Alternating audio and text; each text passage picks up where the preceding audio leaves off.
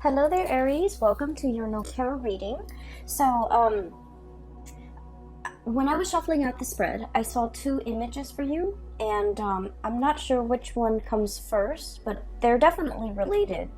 So I'm just going to relay those images to you, and then we'll go over the spread, okay? So the first thing that I saw, which was pretty amazing, was you're at a scene at a circus, okay? And there is a big cannon, and this was back in the days where they shoot people at cannons. And there's this little boy. He looks really, really young, and he had like a superhero cape, a red cape on, and like a Speedo outfit, and he's getting into the mouth of the cannon. Someone shoots him off, and then he kind of rolls up into a ball, and then he rolls a vast distance, and he lands on a net, and then he stands up, and the crowd cheers. Okay, so that's the first image that I saw. The second image that I saw, and I think it should have gone first, but I saw this monk. He looks like a medieval monk, and you know how back in the days, if you look at images and drawings from the medieval time period, the monks, their heads are bald, but they have like hair that's growing on the side, okay? So he's like a medieval monk in this really dark castle in his study, and it's really dark outside. You can see the moon, and you can see the steeple and the chapel like outside the window. It's really dark. He's reading, poring over many, many, many books by candlelight. And when I saw this image, I immediately think about, the scribes, okay? The scribes. The people, the monks are the first ones that are literate, especially in medieval time. Not a lot of people have access to education. So they're the ones that keep ledgers. They're the ones that are really incredibly educated. They know letters. They write down like, they keep inventory, keep ledgers, but they also write down like the daily activities as to what happened today. And they're pretty much the first people that keep like a written history of things that have unfolded. Okay, so I feel like this guy, he's in his study by candlelight, obsessively poring over, looking through, researching, and trying to find something. Okay, so he was like very, very adamant about trying to find something. So those are the two images that I saw. And it was really difficult for me to try to get those images to kind of like tell the story, okay? So what I feel is happening here is there's something that you are doing. And I feel like for many of you, this is a part of like a job. For those who are self-employed, I feel like you're trying to launch something. And you're obsessively trying to do the preliminary background research, the market research. I'm hearing like patent. So for some of you, you might be inventors. You might be poring over all the patent history to make sure that this thing that you are trying to bring forth into the world has not been done before, like a violation of patent, for example, patent laws. And then I feel like for others of you, especially if you're not self-employed, you're working for other people, I feel like you're trying to look into the regulations, the rules and the regulations as to how something was done in the past, and then you're trying to bend the rules, okay? I feel like there's something here about not wanting to follow what was done in the past, wanting to trailblaze, wanting to create your own path. And I feel like you don't have a precedent. You don't have like, the thing that comes before for you to guide you. You're kind of like starting from scratch. You're starting on your own. And I feel like there's a lot of risk associated with it, okay? Hence the little kid being launched out of a cannon, okay? So like, I feel like in some way physically you're thinking like, how is this going to work? What exactly is it going to look like? And so it hasn't been done before, so you don't have an example to go by. You just have the idea in your head, and you're trying to bring it forth into the real world. And the real world is like constrained by the law of physics. And so you're just, trying to do that research into a field or into an area, a specific a specific field that you're not very familiar with, okay? And so I feel for many of you, this is like a very huge new undertaking that you're planning to start off, and you feel that it's gonna have like a tremendous yield, either financially, monetarily, or just, you know, it's something that you feel that needs to be done, and you're the person that wants to lay out the preliminary groundwork for this, okay? So this is like a huge undertaking that you're kind of like a responsibility that you're taking on, mainly because I do feel for many of you, normally you don't have the patience to kind of like, you know, do the research, sit there and pore over volumes and volumes of things to dictate how this is gonna happen. But for some reason, for some of you, you might be personally invested in it, or you might feel like, no, this is the right thing to do. I want to do it right, or I want to do this for somebody. There's like an emotional connection, or like an emotional reason why you want to do it. For others of you, you're like somehow invested in it, where you're just like, no, this is something that needs to be done because it's going to lay the groundwork for what's to come, and I want to lay the groundwork in the direction that I want to see things happen in the future, okay?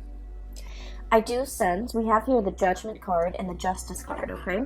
So this deals heavily with legality. The Justice card, this is about weighing out the pros and cons, okay? What is right morally, ethically, versus what is right like internally. And then we have here the Judgment card as well. Light bulb moment, okay? Some major idea that you are trying to bring forth into the world. It's almost like I'm getting a very strong like Aquarian, you know, influence here, where you're like so ahead of your time. You have these ideas swirling in your head, and I feel like you're trying to conceptualize it. You're trying to make sense of it.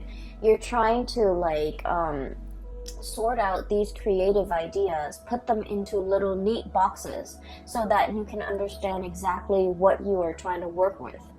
I also feel like it's a major ethical or a moral issue that you're grappling with, okay? Whenever we are linked up with laws and legalities and rules and regulations, I feel like especially for many of you, you have an innate sense of what is wrong and what is right. And I feel like there might be some type of a moral conflict between what you feel is right, what you feel is wrong, versus what the laws dictate is right, or what the law dictates is wrong. So there might be some type of a legal framework, or just some type of a framework that you're working within that you feel needs to be changed, and you're trying to find justifications for how to change it. You're trying to find evidence. You're trying to find like nuances in the law so that you can bend them.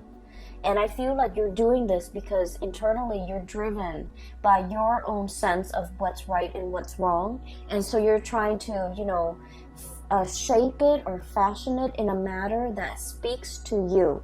So I feel like for many of you, there might be a situation in a work environment where you're just like, this is not fair. This on paper, it says this, but in my mind, in my head, in my heart, it feels wrong. And so you're trying to, you know, find a way to get around it, is what I'm sensing. Okay, so this is coming in really, really strongly. And then going to the second image,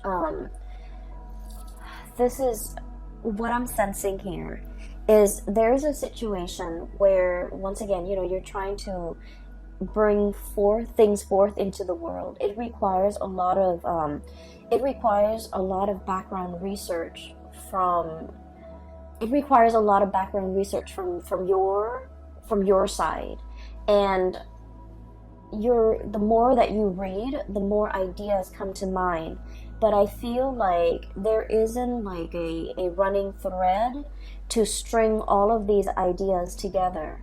And so in that way, you might feel like you're kind of ill-prepared to make the connections, to make the dots, to connect the dots in some fashion.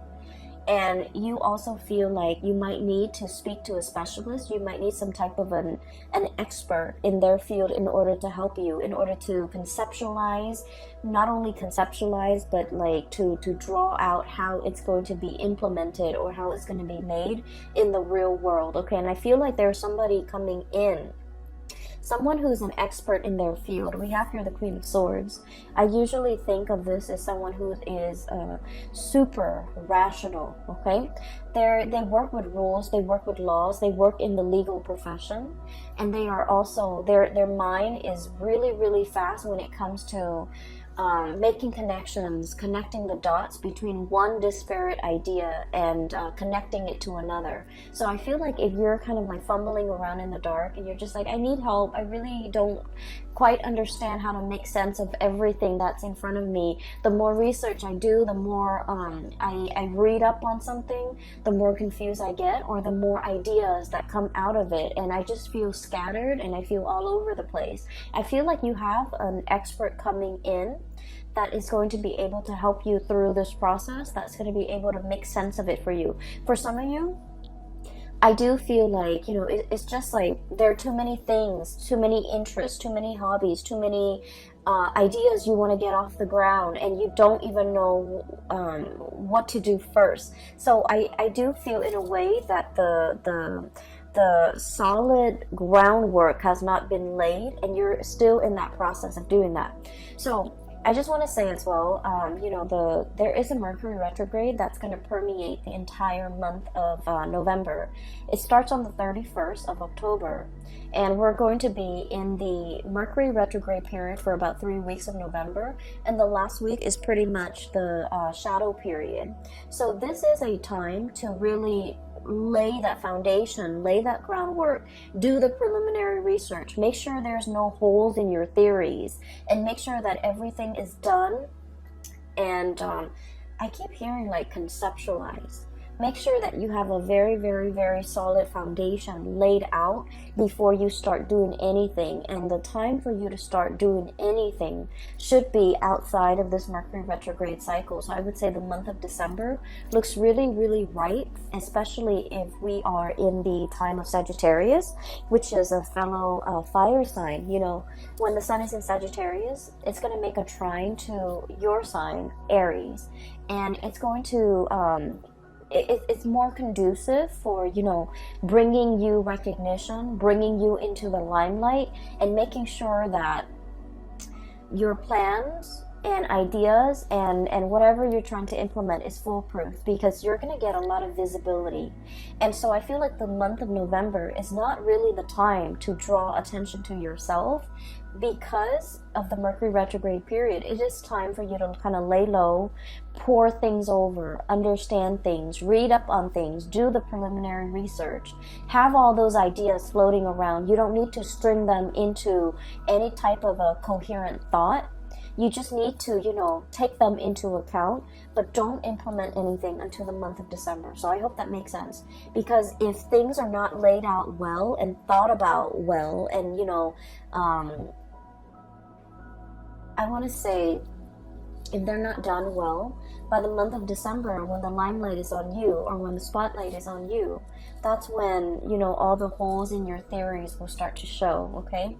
I'm seeing that it's like light streaming through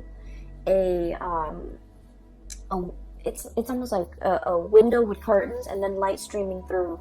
If there are holes in the curtains, you're going to start to see those holes cast a shadow, and you're going to start to see the light. So I feel like this is not a time for you to get that limelight. It's going to come in the month of December, okay? So enough about that. I do want to move on to the cards, because there's something coming through here. First of all, we have here the Eight of Wands and the Eight of Swords, and both of these falling on top of each other. So the Eight of Wands, this is massive amounts of communication. And the Eight of Swords is a situation where we keep ourselves stuck, we keep ourselves bound, and we feel like we don't have all the information that we need in order to move forward, in order to make a decision. So what I feel is happening here is there's a major idea that you have, okay? I feel for many of you, you might be like consultants, you might be experts in your field. You are kind of like that, you're kind of like that voice of ingenuity, that voice, it seems to me like your judgment, guiding light, okay? You're providing a lot of swift, short, concise communication to bring people out of a state of confusion, okay? You guys are very like no nonsense, no holds bar. Whatever comes to mind, you say it. Like you rarely have a filter. And I feel like because of this carefree, a lot of people might think it's reckless, but what I feel is it's a childlike innocence. It's sort of like, let's just do it first and then read the instructions later. Okay, let's just rely on our intuition to assemble this thing without having to read the instructions, because we all know, you know, intuitively where things are supposed to go. And you have that kind of like blind faith where you're able to like get things done, push people along, move people along. And I'm sensing, you know, start things off the ground, get things off the ground, get things running, inspiring people, and making, like, not letting people make excuses for why they're not getting things done. So I feel like you're kind of like the voice of, not so much the voice of reason, but like that light in a tunnel to help guide people along, because you're very, very bold and brave, and you venture into unknown territories. What I'm sensing here is, there's definitely a situation where you're kind of like guiding somebody, and I feel like there's legality, like legal issues surrounding it. And once again, I mentioned before, you know, the whole sense of legality. What is right, what is written down as, you know, the law of the land, you don't agree with it, okay? You feel like there's something lacking here. It's the law or whatever's written down is very, very self-serving. So you're trying to find a way to bend this situation. And so many of you are kind of like working behind the scenes. Many of you are trying to find loopholes. Many of you are trying to find ways to get around things and to do exactly what you want. Like, I'm sensing finding shortcuts, finding like the quickest point from A to B without having to circumnavigate, you know, like without having to kind of like dodge obstacles left and right. How do we shoot from here to there in the quickest manner, okay? Shooting out of that canyon. And so as a result of it, I feel like you're in a position either to guide people from all the obstacles that are kind of like strewn in their path. You're trying to find the quickest route from A to B to guide others. And you're trying to find as well kind of like the boldest move for you to make. And I feel like you're just going to land on your feet, okay? Like that kid being shot out of the canyon. If you're in a position where you feel like, I don't really know, you feel shaken, or you feel like, I don't really know how to realistically implement this in the real world, I feel that it's going to really take off for you. So that state of confusion where you're not able to make a decision, there's going to be that light bulb moment that will allow you to know how to move forward, that will allow you to know how to move on. Okay, so I feel like the energy is very, very conducive for having some type of a major breakthrough. You're getting like spiritual advice, you're getting a lot of information to, if it's like a long-standing problem and you've been mulling it over for some time, and you felt like the more research you do, the more confused you are, it's going to hit you in a way where you're going to be able to find the simplest way to get from A to B, to solve your problems, to jump over your hurdles, to kind of blast through these obstacles in order to move on, okay? I'm also sensing here a very significant person that's going to be entering your life, okay? We have here the Queen of Swords. So this is air sign, air energy, Aquarius, Gemini, Libra. And what I feel is, for those of you who are dealing with an air sign, or even dealing with somebody who's a little bit more on the icy end, They ask a lot of questions. They try to really understand you. I feel like polar opposites. Okay, so your polar opposite might be Libra, and Libras are kind of like the lawyers of the zodiac. They like to ask questions. They like to see both sides of the story. They like to they ask a lot of questions because as an air sign, they like to know. They like to learn. They like to understand things from with like they like to have like a holistic view of a situation before they form their opinion or make up their mind. And so if you're dealing with someone like that, it doesn't have to be an air sign. It's just they exhibit the energy of someone who asks a lot of questions and they want to understand. You're going to feel a little bit like you're under scrutiny, like you're under a microscope. Like they're judging you, or they're judgmental, or they're trying to poke holes in your theories.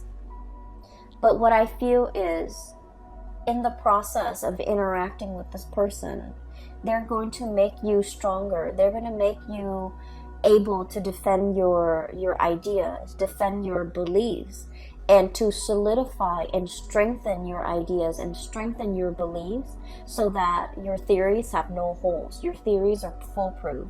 So I feel like you have somebody in your midst that is like this. And what I'm sensing is, for some of you, this might be like a romantic partner who you feel might be overly critical. You feel they might be a little bit cold, a little bit distant, a little bit contrarian. You say one thing and they don't really see things that way, so they offer their opinion. And you guys have had a lot of clashes in the past where you don't see eye to eye. I honestly feel like they might have belittled you by the way in which they interact, by the questions that they ask you. You feel like they don't support you, or you feel like they're constantly poking holes in your theories. And what I see in this spread is this person doesn't mean to do that. And I feel almost like I'm seeing like, walking around on eggshells, okay? I feel like you felt a little bit judged. You felt a little bit like you couldn't be yourself. You felt uncomfortable. And you didn't understand why. You felt like they didn't trust you, or you felt like they just, they shoot down your ideas. You felt very unsupported, okay? And so I feel like this wasn't like an easy relationship. For some of you, this could be, I definitely feel a very strong love connection. So it could be like a love interest, a love partner, or even like a family member that you, for whatever reason, you really wanted to please this person, okay? And I'm also sensing like, it's somebody that you hold in high regards, okay? They're on a pedestal. They're on the scale here. That you hold them in really high regards, and for whatever reason, you are very eager to please this person. You really like this person. They don't mean to be harsh. They don't mean to make you feel like they're poking holes in your theories.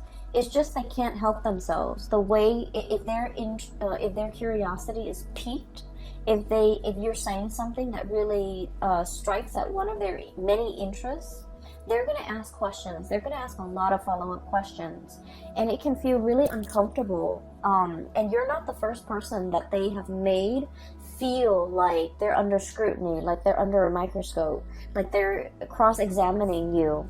You're not the first person, and I feel like this person has a tendency to do this, and I feel like they isolate a lot of people.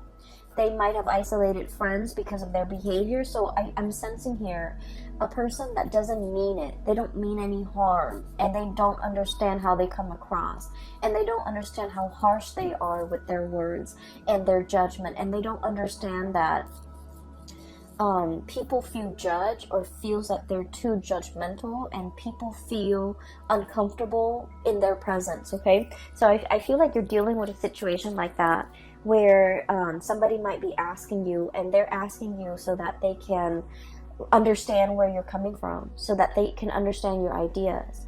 And So, you know, let your guard down, definitely, when you are interacting with this person, because I feel like they mean no harm, okay? When we're coming from a space, anytime we're coming from a space where we are constantly questioning somebody else's motives, Three of Cups, this is a celebratory card, an exchange of communication, ideas, getting together, having a really, really good time, and you have this, you know, a flow, a really soft, I want to say a soft flow of energy. And then there's like, you know, mutual exchange, right? Of ideas, of energy, of support. And then all of a sudden this person comes into the picture and they're kind of icy and rational and just, you know, stone face, poker face, so you don't really know where they're coming from. So I feel like, you know, they have a habit of doing this and they're not really aware of it. And so anytime that we have an interaction with another person, we just need to take everything at face value, because I feel like the minute somebody feels like, you know, like a perceived slight, or you get a perception that someone is like negative or trying to shoot down your plans, the minute we get defensive in a social interaction, that's when we kind of like imagine things or energies that are not there. So I feel like in this situation, it is best to let our walls down. If they ask questions, just answer their questions. And I feel like it's going to create a more even flow of energy, okay? For some of you, you have somebody in your vicinity where there were like a lot of communication, like we have here, you know, arrows of love, a lot of communication happening all at the same time, and things are great. And then you go through a period where there's like zero communication, Eight of Swords, being stuck in a prison of swords, and you're just like, what just happened? Which way do I go? So I feel like you're dealing with someone who you feel is blowing very, very, very hot and cold. You don't know from one day to the next where you stand with them. I keep hearing bipolar.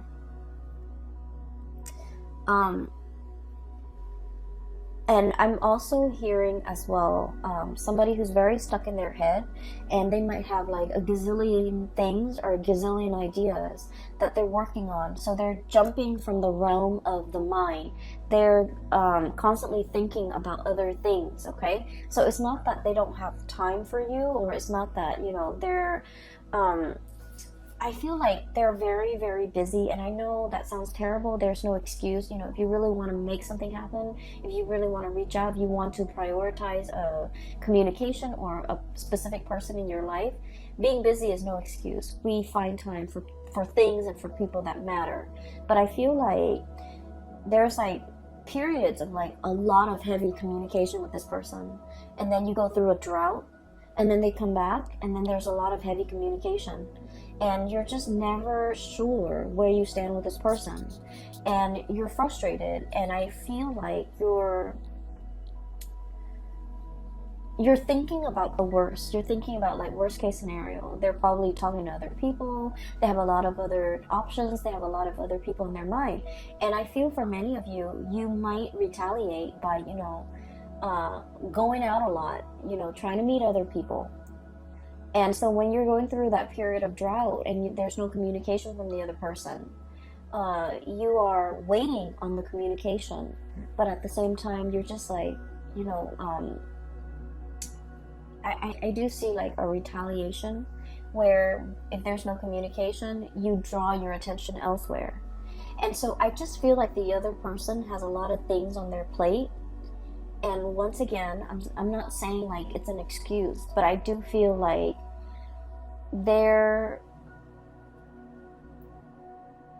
I'm sensing like you and the other person, the way in which you do things are very different. And so there's lack of understanding from your end to their end, where they're coming from, why they're like this. And then from their end to your end, there's lack of understanding why you need certain things. You might need a lot of communication, and I feel like they need a lot of downtime. Does that make sense? So I feel like that's you're like polar opposites, and the way in which you need others, the way in which you express love, the way in which you express concern, and you know, The ways in which you show affection is very, very different. You might need that entangled, constant communication, a lot of validation. They need a lot of distance and alone time and downtime, okay? If the connection is there, in their mind, it's already there. We don't need to, reinvent the wheel. We just need to have separate lives. So I definitely feel like one person needs a lot of intimacy and reassurance and attention, and then the other person needs a lot of me time, a lot of downtime, a lot of space. And there's a potential here for the two of you to kind of like bridge this divide and to be able to kind of understand where the other person's coming from. I don't see like a situation where there's like from their end, I don't see that they're dating other people, running around with other people and things like that. I do feel like you might have thought that, but I don't see it from their end. But I do sense that they're wondering as well, the times in which you guys are not communicating. What are you up to?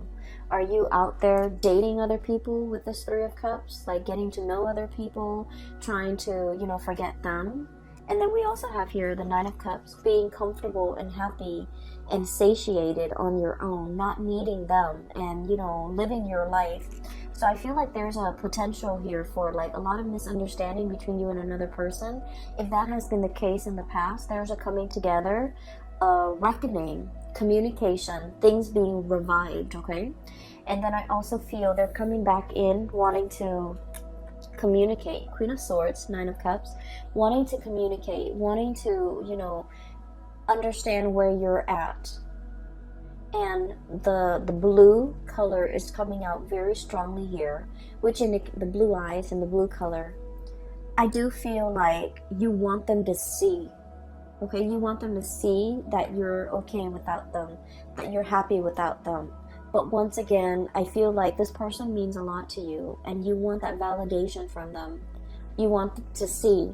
So if this has been somebody that has kind of like left you high and dry in the past, I feel like a part of you really wants to show them, really wants them to see that you're okay, you're happy, you're dating, your social life is really thriving and taking off, or your dating life is really thriving and taking off. Like, you want to see. Some of you might be posting on social media, posting like, that you're out and about, you're having a good time, you're enjoying the single life, if this is an ex. And then I definitely feel like, they're thinking about you. They're trying to access you, access the photos, access the information. They're definitely physically seeing to make sense of it. Okay, so I do see a tit for tat, retaliatory type of an energy here, where you want somebody to see that you're doing well, that you're doing fine, that you're happy. But once again, it still points me to the fact that you are wanting some type of validation from this person, okay? If it is an ex, I feel like it's going to be the end of it. If it is an ex and you just feel like you go through periods where you hear nothing from them, and then they come back in expecting everything to be okay. What I have is a stoppage in communication, Four of Swords. This is taking a break. And then we have the Five of Swords, and I usually think of this as like mincing, dicing something to kind of like cut it up into little pieces. It's like, I no longer need this connection, I no longer need this communication. I've been waiting for so long. It's finally coming in at a point where I'm at peace with myself, I'm happy, and I'm doing really well, so I don't need it. So I feel like many of you will be at a position where you get to kind of like give this person a piece of your mind. Like, I don't need you. I'm doing okay on my own. I am very, very satiated and incredibly happy. And so I don't need the crumbs and, all of this that you're bringing into the picture. But then on the other hand, I do feel like many of you, you're dealing with somebody where there is a lot of misunderstanding. What they need and what you need are totally different things. You might want to be the one, you know, going out, having fun, wanting to be the life of the party. And the other person, they crave a more peaceful, a quieter existence. And I feel like there will be like a bridging of the gap where the two of you will kind of like meet in the middle and try to, I want to say like compromise, okay? Like compromise. So I'm getting a very strong polar opposite here. And once again, your polar opposite is Libra. Libra is coming out very strongly in this spread. So for just a warning, for those of you who are dealing with a Libra person, I do sense there's a lot of misunderstanding, and I would just urge you to kind of, you know, slip yourself in their shoes to really understand and mull over and think about what they have said to you in the past, because I feel like you guys are talking over one another. You're speaking from here, they're here, and then the it's like, you know, the two shall never meet. So I feel like there's a lot of potential for misunderstanding. And so you kind of have to go back, cycle back into your, you know, memory Rolodex of all the conversations you've had, of all the things that they've told you, because I feel like they might have said a lot of things and you misinterpreted a different way. And likewise, you know, this energy flows both ways. You might have said things that they have completely misinterpreted. And so I feel like there's a definitely miscommunication that can be fixed, and the distance can be bridged between you and this person, okay? In particular, if you're dealing with a Libra, because I feel like one person feels like the other person is withholding information or withholding affection, and so they find affection elsewhere. And that can be you or that can be them. But I feel the energy of one person wanting to retaliate because the other person, they feel the other person is withdrawing. And so they, you know, find affection elsewhere, find attention elsewhere, seeks attention elsewhere. And then I also feel like when one person wants to be, you know, wants to cuddle, wants to be intimate, the other person is like tired. And so your timing is really off. Your communication is really off between the two of you. And I feel like, you know, that's a situation that can be easily fixed with just the right communication, with just, you know, letting the barriers fall down and approaching one another with like an open mind. Okay? So I just feel like there are a lot of issues here that can be hashed out, that can be revisited for resolution, for reconciliation, okay? I definitely feel reconciliation between you and a person that you feel might not have time for you. They might have had like very inconsistent communication. So I feel like that's coming in. But either way, I do feel there is a really strong love connection here where you are dealing with a polar opposite. And I do sense as well, there might have been a lot of difficulties in the past when it comes to resources, sharing resources. Resources might have been very scarce, but the two of you have finally kind of like bridged that gap. Two people are really, really doing well, and they're pulling together their resources. 7 of Pentacles here, okay? Waiting for that harvest. But this is like a long-standing process. Nurturing something, watching it grow over many, many months, okay? Over a long period of time, many years for some of you. So I feel like things are looking really good, especially if you have a partner and you both share resources and things have been hard in the past. There's going to be a major uplift, escalation, and resolution when it comes to financial resources, all right? So Aries, I'm going to leave it at that. All right, I wish you all a very wonderful November 2019. And if you are interested in a personal reading, I do have a link in the description box below for a colleague of mine. Her name is Bridget. She is phenomenal. I highly recommend that you get a reading with her. The link is in the description box below. And also, if you're interested in this deck, the local artist has reached out to me, and she told me, you know, to include a link to her website where you can purchase this deck as well as all the other artwork that she has available for sale. The link is also in the description box below. Okay, I wish you all the best, and I will be back for the month of December, and I'll talk to you guys soon. Take care.